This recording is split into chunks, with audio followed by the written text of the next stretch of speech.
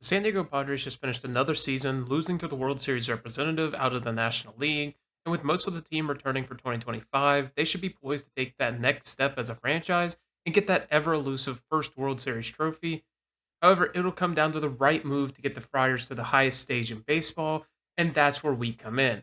This makes the 26th rebuild of the Rebuilding October series, which is a series where I rebuild a new team every day across the month of October. So whether you're looking for your favorite team or just generally curious as to how every team will approach the offseason, this is the series for you. And with that, let's get into the video. Before we can look at additions to the squad, it's important to understand who the team will be releasing into free agency. The first name on the list joined the team at the trade deadline and performed pretty well for San Diego in Martin Perez. Perez was able to outperform his expected value, posting a 3.46 ERA across 10 starts and was able to post a hits per nine that would match his career best. However, there isn't much reason to believe those stats are going to be replicable, and he would be better served elsewhere. The next name that will hit the market is Ha-seong Kim, who is faced by a mutual option of $7 million.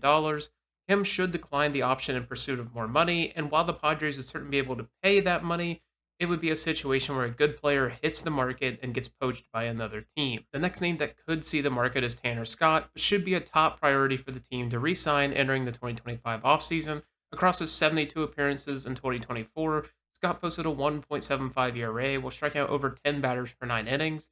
He became a huge part of the bullpen after his move to San Diego and was a key free agent for the Padres to re sign this offseason. A name out of the pen that the team will cut ties with is Wandy Perez, who salvaged a decent season despite some really concerning underlying numbers. Perez posted a 3.99 ERA across 38 innings, but this makes the second straight season of a 5 or higher FIP, and with three other lefty relievers in the pen, Peralta would find his way out of town. The next name was a key cog in the Padres' postseason run this year in Kyle Higashioka. Kyle performed well in his first season in San Diego, posting a 739 OPS across 84 games with 17 homers. And with Luis Campusano failing to show that promise he had in 2023, the Padres will bring back Higashioka to solidify the role. The next player was a large reason the Padres were so potent this year in Jurickson Profar, who finally showed that top prospect potential in year 11. Profar posted a 839 OPS with 24 homers and 85 RBIs. That breakout will command a bigger contract undoubtedly, but it will be something the Padres will pay to keep Profar in town. And then the Padres will lose out on a few veteran pieces that wouldn't have had much of a role in the team for 2025, and Donovan Solano, Elias Diaz, and CJ Edwards, all of which are solid depth options, but would be hard to keep in town.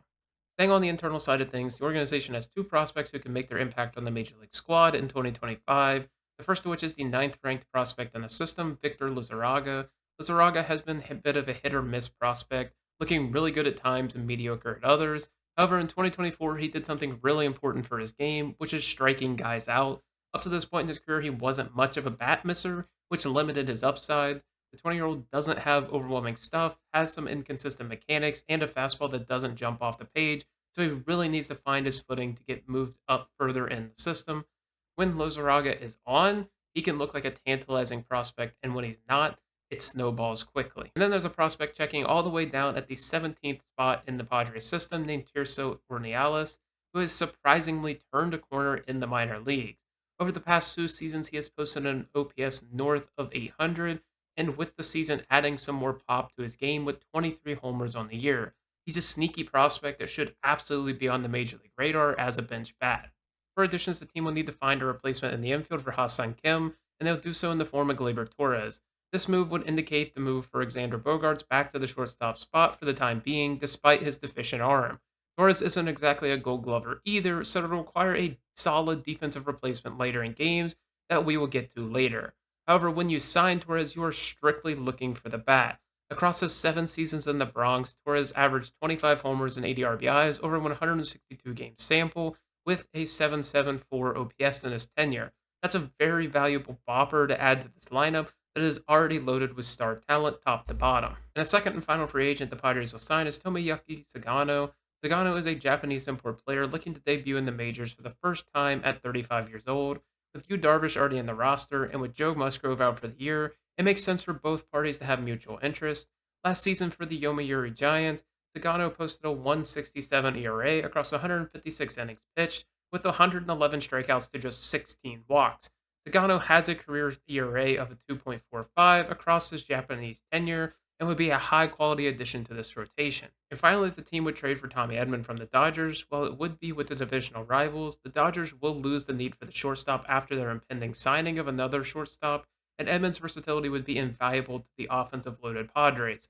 Edman can play that crucial role as shortstop and outfielder that the team would need in a defensive pinch, and can do so while providing league average offensive production. And that's going to do it for the additions of the team, bringing the final squad to Kyle Higashioka behind the dish, with Jake Cronenworth at first, Glaber Torres at second, Bogarts at short, and Machado at third.